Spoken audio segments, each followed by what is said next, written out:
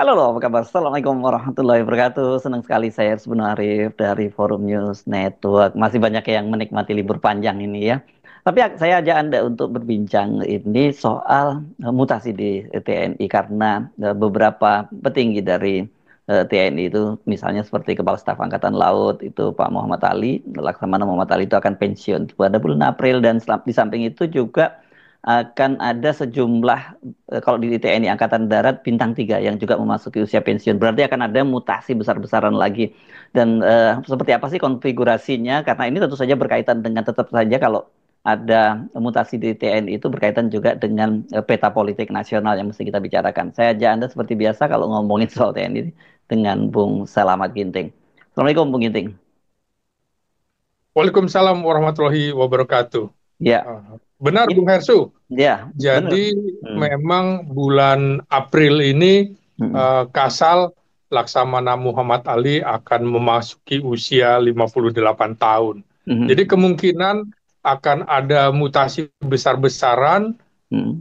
dan itu biasanya juga tidak menunggu April ya, tapi Hmm. bisa 1 atau 2 bulan sebelum usia 58 tahun Hmm. akan ada pergantian Kepala Staf Angkatan. Nah, termasuk dalam hal ini Kepala Staf Angkatan Laut. Hmm.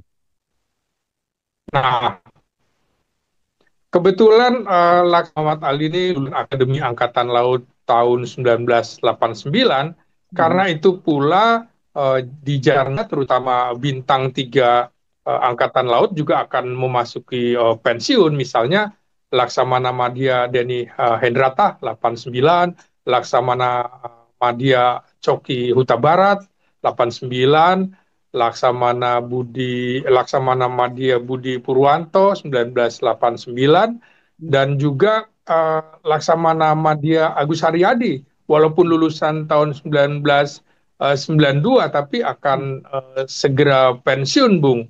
Nah, Ya. ini artinya ada sekitar 4 pergantian jabatan bintang 3 di Angkatan Laut yang akan segera dilakukan segera. Hmm. Kemungkinan mutasi besar-besaran ini akan terjadi pada bulan Februari yang Oh, tinggal tinggal berapa beberapa hari, hari ini, gitu. berapa hari nih? Oke, ya, oke. Tapi Iya, pas, betul. ya orang yang oke di luar angkatan laut, angkatan udara, tapi orang pasti sangat memperhatikan itu angkatan darat ya, karena Iya, ya angkatan darat ini tentu saja ini masih muda ya, Kepala Staf TNI Angkatan Daratnya Pak Maruli, angkatannya juga muda. Dia kalau nggak salah lahirnya tahun 71 dan kemudian angkatannya tujuh dia puluh Bung. 70 sorry ya, 70 Nah, dia jadi terus. bulan bulan ini bulan Februari ini persis usianya 55 tahun. Oke, masih panjang kan waktunya ya. Kemudian Iya. Mm. angkatannya juga sekarang ini kan yang di panggung itu angkatan 92, 93. Bahkan kalau di TNI Angkatan Darat sudah ada yang 97 yang bintang 2 ya, Bung Rocky, Bung Ginting ya, seperti Pangdam Iya, Brawijaya ya.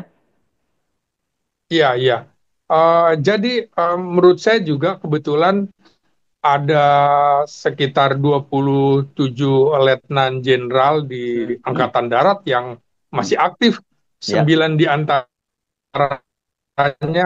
alumni Akademi Militer 1989. Nah, Oh. mereka-mereka ini akan genap berusia 58 tahun pada tahun ini. Jadi Hmm. akan ada sekitar 10 Bung Hersu Hmm. Letnan Jenderal yang akan diganti di Angkatan Darat. Hmm. Misalnya eh, Eko Margianto, kemudian Letjen Eko, kemudian Letjen Rudianto, Letjen Suharyanto, Hmm. Letjen Budi Abrimantio, Hmm. kemudian Letjen Muhammad Hasan 1989, Hmm. Letjen Irham, kemudian Letjen Mariono, Hmm. lalu Letjen Teguh Muji Angkasa, dan Letjen Joni Mahrosa itu lulusan tahun 1989. Nah, di angkatan 1990 juga akan ada pensiun, itu Letjen Budi Utama, Letjen Muhammad Sefei Kasno, Letjen Inyoman Santiasa.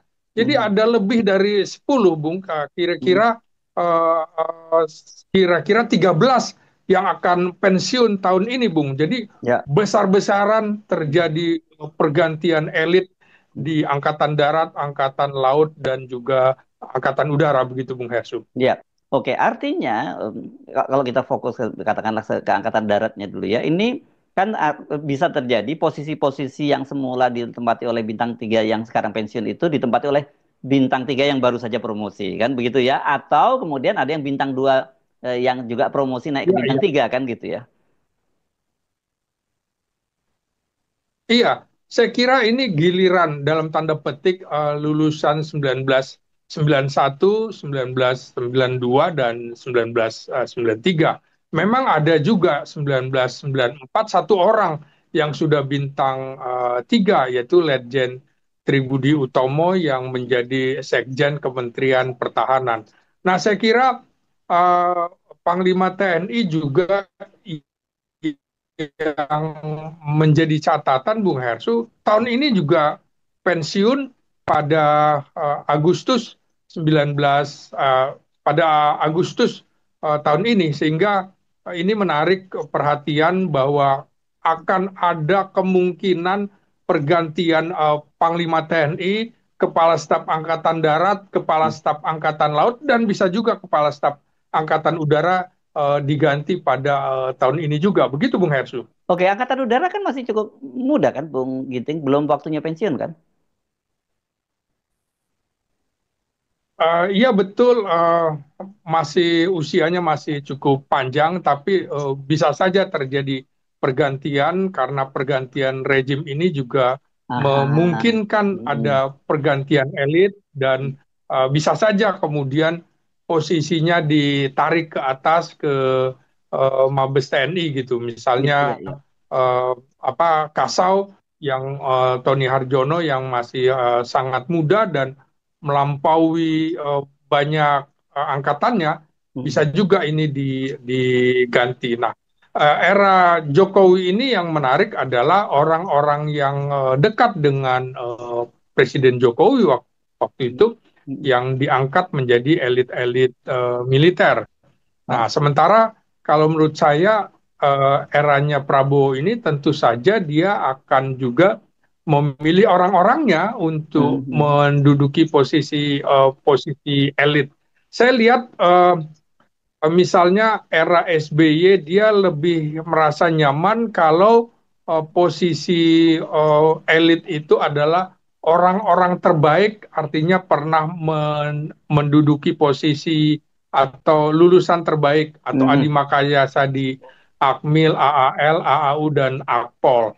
Nah, kalau Seperti Pak SBY Jokowi yang sendirilah dekat gitu ya, lingkaran, ya. ya Seperti Pak. betul, jadi Ya. dia merasa lebih Hmm. nyaman. Misalnya ya, Hmm. eh, bagaimana Laksamana Marsetio Hmm. menjadi Kasal, Hmm. kemudian Marskal Putu Dunia menjadi Hmm. Kasau, Hmm. kemudian juga kita lihat ada Muldoko Hmm. Hmm. menjadi Kepala Staf Angkatan Darat yang memang bukan antara lain Jenderal Gatot Nurmantio. Ini kan Hmm. menarik. Sebelumnya juga dia menggantikan Budiman yang lulusan terbaik Adi Makayasa. Jadi saya kira menarik untuk mencermati siapa kira-kira orang yang akan dipercaya oleh Presiden Prabowo untuk menduduki posisi-posisi elit militer. Begitu Bung Hersu. Ya, Anda sendiri udah melihat mulai kalau tadi ada menyatakan Pak Jokowi lebih memilih orang-orang yang cukup dekat bahkan geng Solo gitu ya. Kalau disebutnya bukan hanya TNI tapi sampai Polri gitu ya. Artinya bahkan dari langkah Hmm. Pak Jokowi itu sampai belum merit system itu diabaikan oleh Pak Jokowi kan gitu. Sementara kalau Pak SBY tadi Anda menyebut seperti halnya dirinya sendiri memilih yang lulusan terbaik begitu juga ya. Nah, kalau Pak Prabowo Anda lihat kecenderungannya seperti Ya, apa? ya, saya melihat setidaknya Prabowo juga akan melihat pergantian dari lulusan. Misalnya, kalau sekarang kebetulan Kepala Staf Angkatan Darat lulusan 1992, Hmm. Panglima TNI lulusan 1991, maka kemungkinannya adalah yang akan menjadi kasat berikutnya akan diambil dari lulusan 1993 begitu ya. Hmm. Karena lulusan 1991 juga ada 5 orang yang menjadi Letnan Jenderal, Hmm. satu diantaranya menjadi bintang 4 yaitu Hmm. Jenderal Agus Subianto. Misalnya ada Tandio Budi Reva yang menjadi Wakil Kepala Staf Angkatan Darat, Hmm. kemudian juga ada Letnan Jenderal Sidarta Wisnu Graha, juga Letjen Muhammad Saleh Mustafa dan Letjen Teguh Pujo Rumekso. Jadi Hmm. kelihatannya lulusan 91 ini tidak akan menduduki posisi Kepala Staf Angkatan Darat, Bung. Gilirannya adalah lulusan 93. Ini menarik, Bung Hersu, karena uh, uh, di lulusan 92 juga ada Richard Tampu Bolon, Hmm. kemudian ada Kunto Arif Wibowo, ada Erwin Jatniko yang lulusan terbaik Adi Makaya 92, dan juga Iwan Setiawan serta Jenderal Maruli Simanjuntak. Jadi Ya. imbang nih 91 92. Hmm. Apa iya dari 92 akan diserahkan kepada 92? Saya kira Hmm. tipis, karena itu saya lebih melihat peluang itu ada pada lulusan 1993. Di situ ada Letjen Bambang Trisno Hadi Hmm. yang menjadi Pangkogap Wilhan III wilayah Papua dan Maluku. Hmm. Ini peluangnya besar, apalagi pernah menduduki posisi di salah satu dirjen di Di Kemenhan ya. Kementerian Hmm. Pertahanan. Hmm. Kemudian juga Adi Ya. Makayasa 1993. Ada juga Muhammad Fajar yang sekarang menjadi Panglima Kostrad, Hmm. dan juga orang dekat Prabowo, Rui Fernando Duerte. Tapi Rui ini salah satu bintang 39 angkatan 1993 yang tidak pernah menjadi Panglima Kodam. Jadi kemungkinannya kecil. Dari situ saya mengerucutkan pada Bambang Trisno Hadi dan Muhammad Fajar, Bung Hmm. Hersu, untuk menjadi calon kasat berikutnya begitu. Ya, jadi bukan kalau tapi Pak Hmm. Kunto masuk di situ ya, putra Pak Tri ya. Namun yang iya, lulusan 92, Oh. tapi apa Hmm. iya dari Maruli akan digantikan ke 92. Sehingga saya melihat itu mengerucut pada 2 orang, Bambang Trisno Hadi dan Muhammad Fajar. Nah, pilihannya yang menarik adalah Bambang Trisno Hadi ini pernah menjadi komandan detasemen pengawal pribadi eranya Presiden SBY, Hmm. pernah juga jadi dan grup A Pas Pampres era SBY, maka dianggap dekat dengan Presiden SBY. Nah, satu lagi Muhammad Fajar juga pernah menjadi ajudan Presiden Jokowi, dan memang pernah juga seperti Bambang Trisno Hadi menjadi dirjen di Kementerian Pertahanan. Nah, tinggal Prabowo apakah akan memilih Bambang Trisno Hadi atau Muhammad Fajar, atau jangan-jangan memilih Kunto Arif Wibowo. Nah, Hmm. Kunto sayangnya belum pernah bersinggungan langsung di Kementerian Pertahanan dengan Presiden Prabowo, sementara Bambang Trisno Hadi dan Muhammad Fajar itu pernah bersinggungan kerja. Nah, Ya. selain itu memang yang menarik adalah Kunto Arif Wibowo ini putra dari mantan Wakil Presiden Tri Sutrisno, dan hubungan Tri Sutrisno dengan Prabowo Subianto cukup baik, di mana Prabowo menempatkan Tri sebagai salah satu sesepuh TNI tertua yang Hmm. masih hidup saat ini dengan pangkat tertinggi bintang 4. Begitu, Bung Hersu. Ya, oke. Anda balik tadi menyinggung soal Maruli. Ini kan menarik ya. Sebenarnya Ya, apalagi bulan April ini Pak Panglima TNI pensiun begitu. Sebenarnya secara kalkulasi peluangnya dia untuk naik menjadi Panglima TNI juga besar karena tentu saja dari angkatan ke angkatan dari satu apa? Dari satu angkatan memang persoalannya sekarang ya dari TNI dari angkatan darat ke angkatan darat. Apakah rotasi di masa sebelumnya itu yang dimulai di eranya Gus Dur itu akan juga dijalankan oleh Pak Prabowo karena mengingat juga kalau kemudian kepala staf TNI Angkatan Laut pensiun kan berarti yang muncul kepala staf yang baru kan gitu. Sebenarnya yang akan lama apakah kemudian kepala staf TNI Angkatan Udara yang juga dikenal sebagai orangnya Jokowi yang akan naik jadi Panglima TNI rasanya juga enggak juga gitu ya. Ya, kalau kita lihat Panglima TNI pensiunnya Agustus, Bung. Agustus ya. Agustus bukan Hmm. April. Yang April Ya. itu Kasal Muhammad Ya Ali. artinya Nah, kan kita Kasal berarti kan iya, iya. digantikan Kasalnya baru dong. Berarti kan dia secara peluang dia juga bisa jadi Panglima TNI kan gitu. Ya, betul. Saya kira salah satu yang berpeluang di Angkatan Laut untuk menjadi Kepala Staf Angkatan Laut, ini nyaris seperti nggak ada lawannya nih, Bung. Mhm. Ada dua sebenarnya. Laksamana Madya Erwin Alde-Dharma, lulusan 1991, dan Laksamana Madya Irfansyah, lulusan 1990. Tapi Irfansyah ini sekarang menjadi kepala Bakamla, Hmm. jarang atau belum pernah Ya, terjadi ya. kepala Bakamla menjadi Kasal. Hmm. Sementara juga Irfansa akan pensiun di 2026 awal, sehingga Hmm. kalaupun menjadi Kasal waktunya hanya sekitar 1 tahunan saja gitu ya, Hmm. Hmm. bahkan kurang dari atau 1 tahun lebih sedikit. Sehingga menurut saya peluang Iya. itu justru Hmm. ada pada Erwin Alde-Dharma.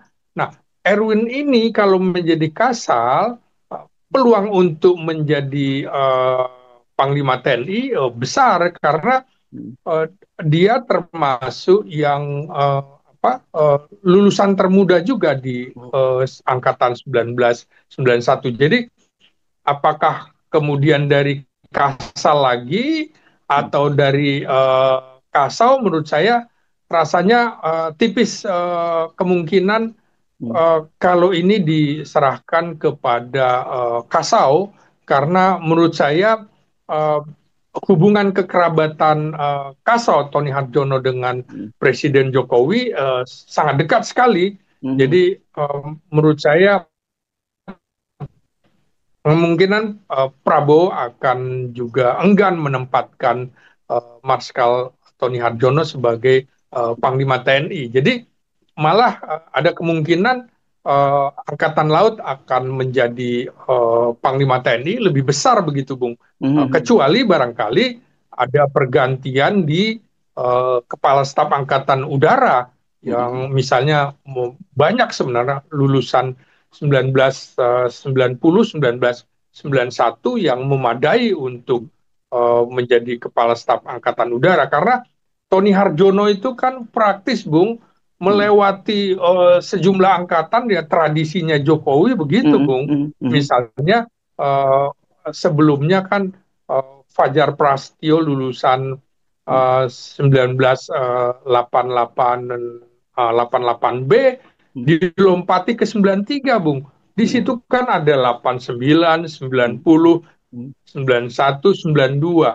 Jadi melewati 4 angkatan, dan ini menurut saya merusak sistem Hmm. seperti juga di angkatan kepolisian, Hmm. di mana pada waktu Jenderal Presiden. Tito Karnavian Hmm. Hmm. dipilih menjadi kepala kepolisian, itu kan dari 88B waktu itu langsung ke dia yang 87 gitu ya. Hmm. Uh, sorry, dari dari sebelumnya yang 83 menurut saya Hmm. digantikan oleh Tito, baru kemudian Hmm. dikembalikan ke 88B.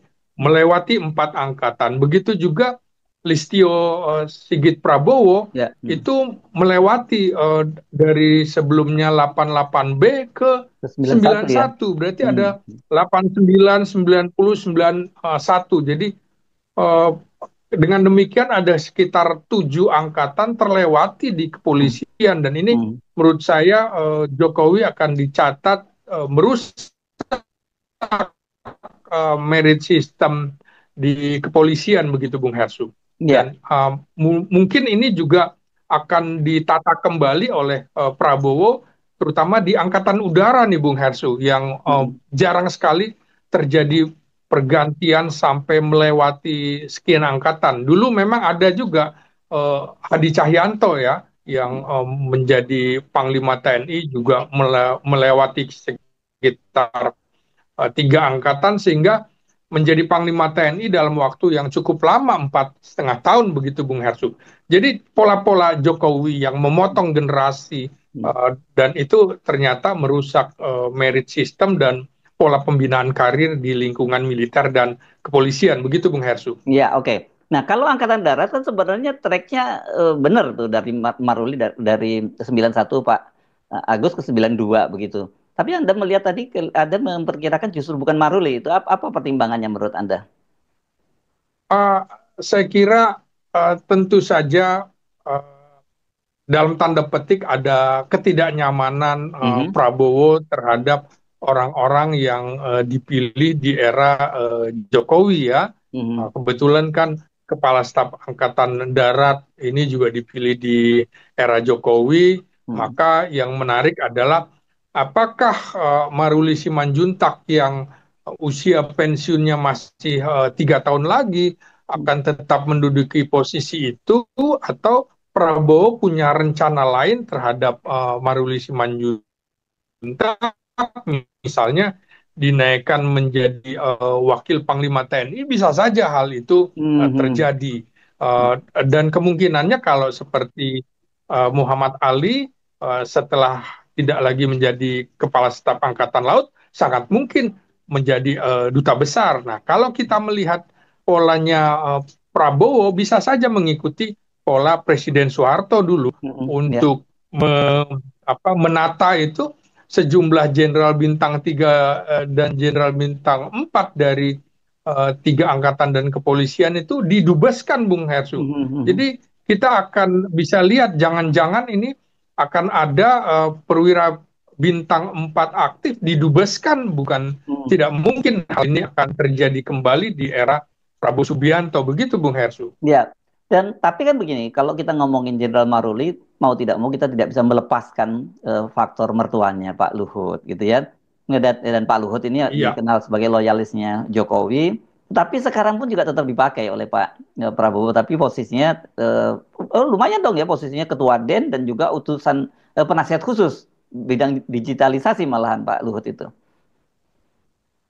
iya, saya kira memang ada hubungan dinamika yang luar biasa antara Presiden Prabowo dengan seniornya Luhut Binsar Panjaitan.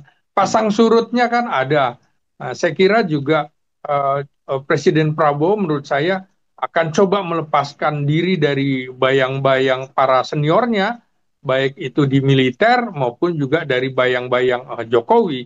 Karena itu untuk melepas bayang-bayang itu bisa saja dilakukan mutasi besar-besaran dan memindahkan orang-orang elit-elit militer yang dekat dengan Jokowi. Siapa sangka misalnya Hmm.